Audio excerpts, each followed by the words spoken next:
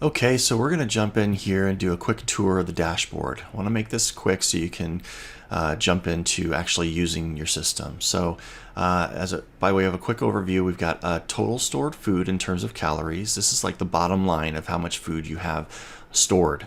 So it gives you the number of days that you have stored, which translates to the number of weeks, which translates to the number of months. So this is like the bottom line figure. This is the figure that I always want to see continue to go up over time until I reach my goal of how much food I want to have put back. Next section here is how much food in terms of days worth of calories I've added or you've added over the last 7 days, 30 days, and 90 days. You can see here this 310, this matches the total stored food, and that's only because I've added all of my food to this system within the last 90 days, even though I was putting back food more than 6 months ago. The next section here is the days on hand of calories per best by date range. So if you're tracking best by date ranges, then it'll show you how many days worth of calories you have on hand for these different best by date ranges. So you can see, are you too, overweighted on short-term food? Are you too overweighted on, mid-term or medium-term food? Do you have enough long-term food? So, these visuals are really helpful. It makes it really obvious where you need to focus your efforts. If you see too much here, you need to start focusing on some longer-term storage, rice and beans in Mylar bags and buckets, for example. This next section here, days of calories per category.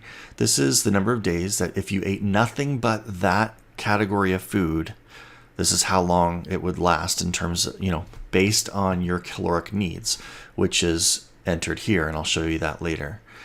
So based on my family's caloric needs, this is how many days of calories we have on hand for each of these categories. So this is really helpful.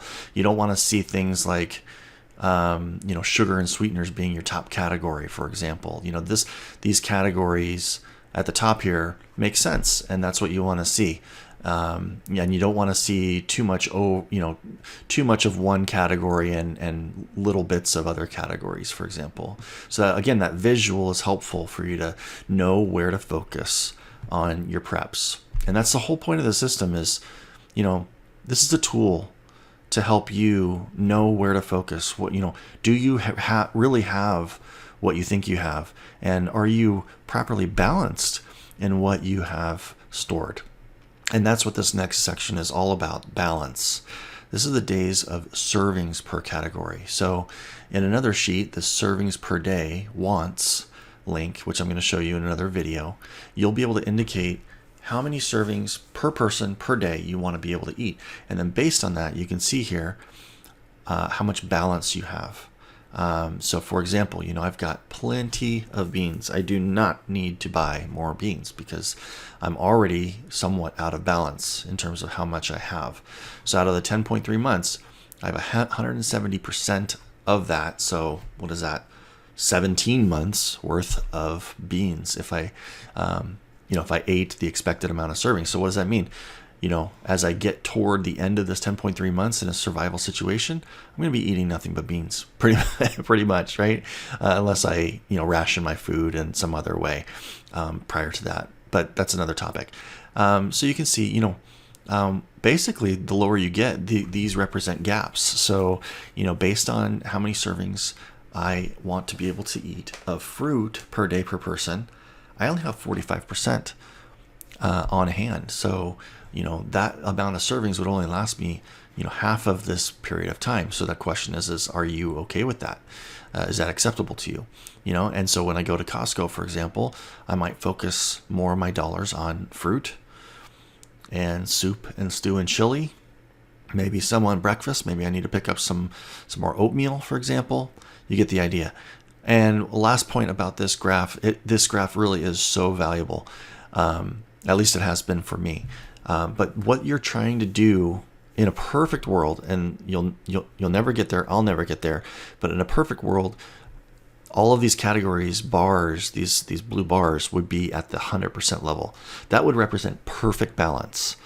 So that's what we're trying to work toward, right? But we'll never get there. But that's the idea of perfection that we're striving for based on this graph.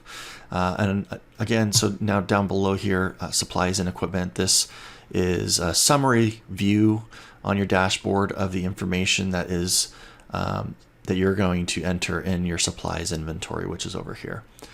And then quickly, we've got some links over here on the right. I'm not going to go through all of these, but needs and wants. This is your calorie requirements, how many servings per day per person you want to be able to eat. You got your food, a form for you to quickly and easily add a stored food, whether that's on your computer or on your smartphone. I use my smartphone, because when I get home from Costco and I have my Costco haul, so to speak, as I'm going through my food and putting food back, I can just add food to my inventory using my smartphone. So that you can use any device to use that form, and it's really easy and quick to add food to your inventory. The food inventory, this is the kind of the bread and butter, so to speak, of this whole system as it relates to food. So all of this information here, everything here is all based on the data, the information that you've entered into your food inventory. I'm gonna show this to you in another video, the next video actually, and this is the details of the system.